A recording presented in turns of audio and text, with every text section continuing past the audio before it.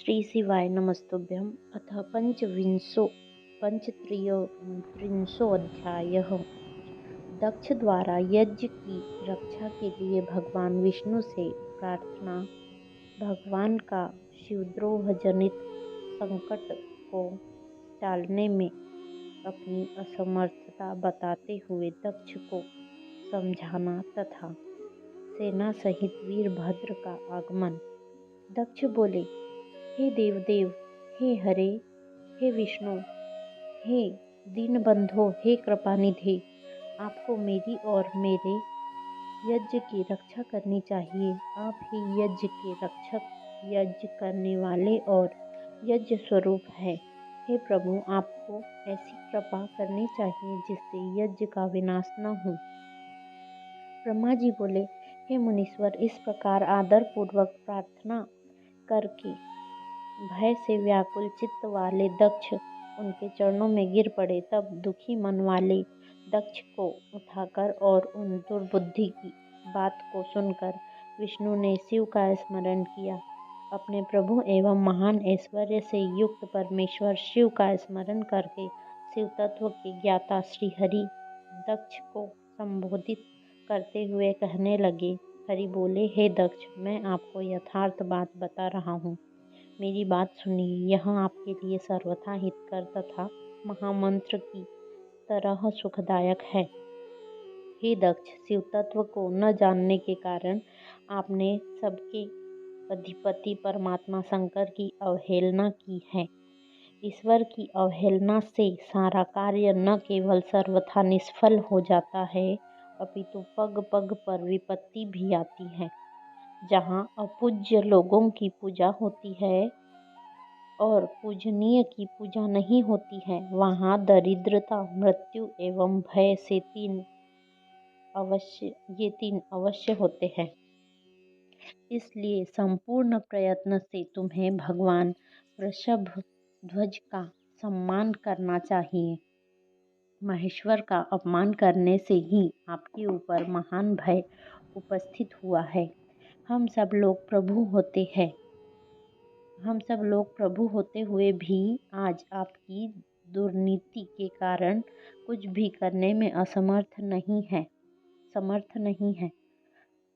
मैं सत्य कह रहा हूँ। ब्रह्मा जी बोले, हे नारद, विष्णु का यह वचन सुनकर दक्ष चिंता में पड़ गए। उनका मुख तथा उनके चेहरे का रंग फीका पड़ गया और वे चुप होकर पृथ्वी पर खड़े रह गए। इसी समय रुद्र के भेजे हुए गणनायक वीरभद्र अपनी सेना के साथ यज्ञ स्थल में जा पहुँचे। कुछ गण भूपृष्ठ पर आ गए, कुछ आकाश में स्थित हो गए और कुछ गण दिशाओं तथा विदिशाओं को प्राप्त करके खड़े हो गए। शिव की आज्ञा से वे रुद्र के समान पराक्रम वाले सूर, निर्भीक तथा वीरों में श्रेष्ठ असंख्य गण सिंहनाद करते हुए वहां पहुंच गए। उस घोर नाद से तीनों लोक गूंज उठे, आकाश धूल से भर गया और दिशाएं अंधकार से आवृत हो गई। सातों द्वीपों से युक्त पृथ्वी भय से अत्यंत व्याकुल होकर पर्वत और वनों सहित कांपने लगी तथा सभी समुद्र विक्षुब्ध हो गए। समस्त लोकों का विनाश करने वाले इस प्रकार के उस विशाल सैन्य दल को देखकर समस्त देवता आदि चकित रह गए। इस सैन्य उद्योग को देखकर मुख से रक्त का वमन करते हुए वे दक्ष पत्नी सहित विष्णु के चरणों में दंड की भांति गिर पड़े और इस प्रकार कहने लगे। दक्ष बोले, हे विष्णु, हे महाप्रभु, आपके बल से ही मैंने इस महान यज्ञ को आरंभ किया है। सत्कर्म की सिद्धि के लिए आप ही प्रमाण माने गए हैं। हे विष्णु, आप कर्मों के साक्षी तथा यज्ञों के प्रतिपालक हैं। हे महाप्रभु, आप वेद सार, सर्वस्व, धर्म और ब्रह्मा के रक्षक हैं। अतः हे प्रभु, आपको मेरे इस यज्ञ की रक्षा करनी चाहिए। आपके अतिरिक्त दूसरा कौन समर्थ है, क्योंकि आप सबके प्रभु हैं। ब्रह्मा जी बोले।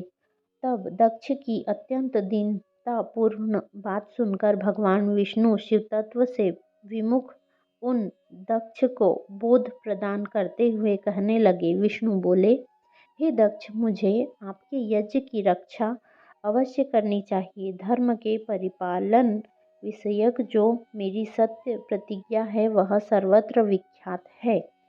आपने जो कहा है वह सत्य है, उसका व्यतिक्रम कैसे हो सकता है। परंतु दक्ष, मैं जो कहता हूँ उसे आप सुनिए। आप इस समय क्रूरतापूर्ण बुद्धि को त्याग दीजिए। हे दक्ष, देवताओं के क्षेत्र नैमिषारण्य में जो अद्भुत घटना घटित हुई थी, क्या उसका स्मरण आपको नहीं हो रहा है? आप बुद्धि के कारण उसे भूल गए। रुद्र के कोप से आपकी रक्षा करने में यहाँ कौन समर्थ है? हे दक्ष, आपकी रक्षा किसको अभिमत नहीं है, परंतु आपकी रक्षा करने को उद्धत होता परंतु जो आपकी रक्षा करने को उद्धत होता है वह दुर्बुद्धि है। हे दुर्मते, क्या कर्म है और क्या अकर्म है, इसे आप नहीं समझ पा रहे हैं। केवल कर्म ही सब कुछ करने में सर्वदा समर्थ नहीं हो सकता। जिसके सहयोग से कर्म में कुछ करने का सामर्थ्य आता है, उसी को आप स्वकर्म समझिए। भगवान शिव के बिना दूसरा कोई कर्म में कल्याण करने की शक्ति देने वाला नहीं है। जो शांत होकर ईश्वर में मन लगाकर भक्तिपूर्वक कार्य करता है, उसी को भगवान शिव उस कर्म का फल देते हैं। जो मनुष्य केवल ज्ञान का सहारा लेकर अनिश्वरवादी हो जाते हैं, वे 100 करोड़ कल्पों तक नरक में ही पड़े रहते हैं। केवल कर्मपरायण रहने वाले लोग प्रत्येक जन्म में कर्ममय पाशों से बंधते हैं और नरकों की यातना भोगते हैं। ये रुद्र गणों के स्वामी शत्रुमर्दन तथा रुद्र की क्रोधाग्नि उत्पन्न वीरभद्र यज्ञ भूमि में आ गए हैं। ये हम लोगों के विनाश के लिए आए हैं, इसमें संशय नहीं है। चाहे कुछ भी हो, वास्तव में इनके लिए कुछ भी अशक्य नहीं है। महान सामर्थ्यशाली ये हम सबको अवश्य जलाकर ही शांतचित्त होंगे, इसमें संशय नहीं है। मैं भ्रम से महादेव जी की शपथ का उल्लंघन करके जो यहाँ रुक गया, उसके कारण आपके साथ मुझे भी दुख सहना पड़ेगा। हे दक्ष, आज मुझ में इनको रोक सकने की शक्ति नहीं है, क्योंकि शपथ का उल्लंघन करने से मैं शिवद्रोही हो गया हूँ। भगवान शिव से द्रोह करने वाले को त्रिकाल में भी सुख नहीं मिलता है। अतः आज आपके साथ मुझे भी अवश्य दुख प्राप्त हुआ है। मेरा सुदर्शन नामक चक्र भी इन पर प्रभाव नहीं डाल पाएगा, क्योंकि यह शैव चक्र केवल अशैवों का लय करने वाला है। वीरभद्र पर इस चक्र से प्रहार करते ही, बिना उनका वध किए ही, यह शैव चक्र शीघ्र ही शिव जी के पास चला जाएगा। यह शैव चक्र शिव की शपथ का उल्लंघन करने वाले मेरे पास मुझ पर सहसा बिना प्रहार किए हुए ही अब तक स्थित है। यही उनकी महान कृपा है। अब यह चक्र निश्चित रूप से मेरे पास नहीं रहेगा और अग्नि की लपेटों से व्याप्त होकर इस समय शीघ्र ही चला जाएगा। हम लोगों के द्वारा शीघ्रता से आदरपूर्वक पूजा किए जाने पर भी महान क्रोध से भरे हुए ये वीरभद्र हमारी रक्षा नहीं करेंगे। हाय, यह बड़े दुख की बात है कि असमर्थ में ही हम लोगों के लिए प्रलय आ गया है। इस समय आपका और हमारा विनाश उपस्थित हो गया है। इस समय त्रिलोकी में हमारे रक्षा करने वाला कोई नहीं है। भला शंकर के द्रोही को शरण देने वाला संसार में कौन होगा। संसार का नाश हो जाने पर भी शिवद्रोह के कारण उन्हें यम की यातनाएं प्राप्त होती है। बहुत दुख देने वाली उन यातनाओं को यहाँ सहा नहीं जा सकता। शिवद्रोही को देखकर यमराज स्वयं दांत पीसते हुए संतप्त तैलपूर्ण कड़ाहों में डाल देते हैं। इसमें कोई संदेह नहीं है। शपथ के बाद मैं शीघ्र ही जाने को उद्यत था, किंतु दुष्ट के संसर्ग रूपी पाप के कारण ही नहीं गया। यदि इस समय हम लोग भागने का प्रयास भी करें तो कर्षण करने वाले शिवभक्त वीरभद्र अपने शस्त्रों से हमें खींच लेंगे, क्योंकि स्वर्ग पृथ्वी पाताल में जहाँ कहीं भी वीरभद्र के शस्त्रों का जाना असंभव नहीं है। त्रिशूलधारी श्री रुद्र के जितने भी गण यहाँ हैं, उन सब की ऐसी ही शक्ति है।